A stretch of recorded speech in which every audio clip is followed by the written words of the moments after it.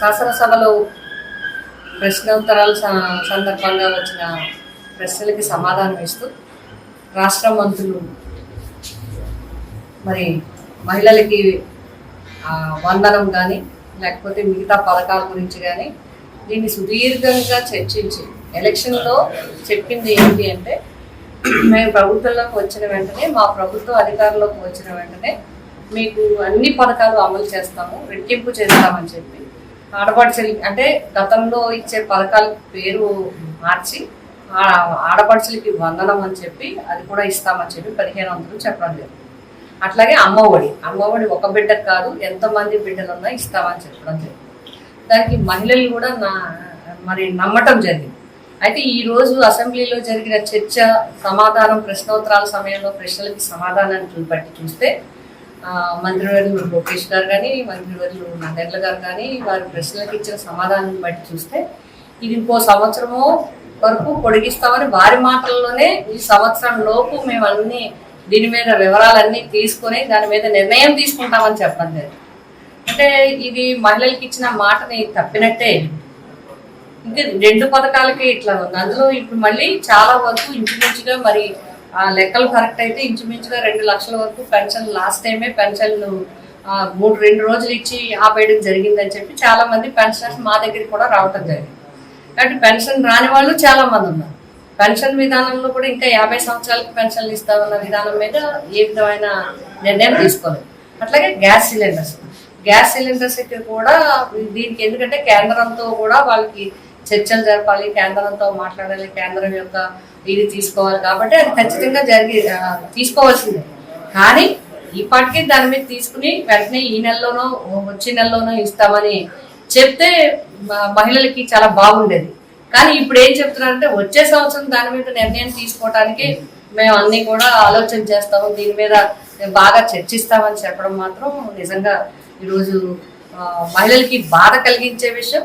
మహిళలకి నమ్మి మహిళలు ఈరోజు నమ్మకం పెట్టుకున్నారు ఈ ప్రభుత్వం మీద, మాకు అన్ని పథకాలు గవర్నమెంట్ రాగానే వస్తాయి. అప్పుడే ఇప్పటికే నిరాశ కలిగించే విధంగా ఉంది. కాబట్టి మహిళలందరి తరఫున, పేద కుటుంబాలందరి తరఫున, వైఎస్ఆర్సీపీ పార్టీ తరఫున మేము అందరం కోరుతున్నాము, ఏదైతే వాగ్దానాలు ఇచ్చారో అవి స్పష్టంగా ఇచ్చినట్టుగా అమలు చేయడం అనేది ప్రభుత్వం యొక్క బాధ్యత. ఆ విధంగా చేస్తారని చెప్పి మేము కోరుతాము. ఇదే కనుక ఈ రోజున మనకి క్లాప్ మిత్రాస్కి ఈ రోజు డబ్బులు లేక, వారికి అలాగే పంచాయతీ బోర్డులో దాదాపు 9 నెలల నుంచి మనకి జీతభత్యాలు లేక ఒక 59 మంది నలిగిపోతా ఉన్నారు. అలాగే ఫీజు రీయింబర్స్మెంట్ లేక విద్యార్థులు నలిగిపోతా ఉన్నారు.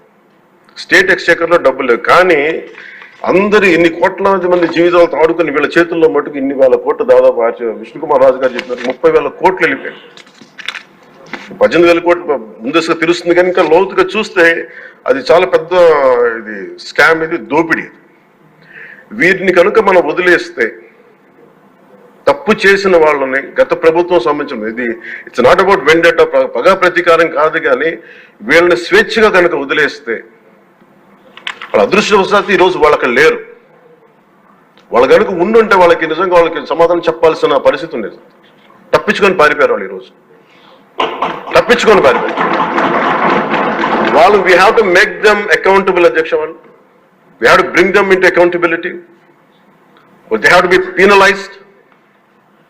వాళ్ళు దయచేసి గౌరవ ముఖ్యమంత్రి గారికి నేను మీ తరపు నుంచి ఆయనకి తెలియజేసుకున్నాను. అధ్యక్ష, దయచేసి వీరిని please we have to penalise them sir. వాళ్ళకి సరైన శిక్ష పడాలి సార్. వీళ్ళకి తప్పించుకోవడానికి కుదరదు సార్. లేదంటే రేపు పొద్దున ఒక ట్రాఫిక్ కానిస్టేబుల్కి బలం ఇవ్వాలి అంటే ఆపగలగండి. వాళ్ళు ఏమంటారు సార్ లోపల? నేను చిన్నపాటి కానిస్టేబుల్ అయితే నాకేమనిపిస్తుంది, మీరు పెద్దోళ్ళు అయితే వదిలేస్తారు, మమ్మల్ని అయితే పట్టుకుంటారంటారు సార్.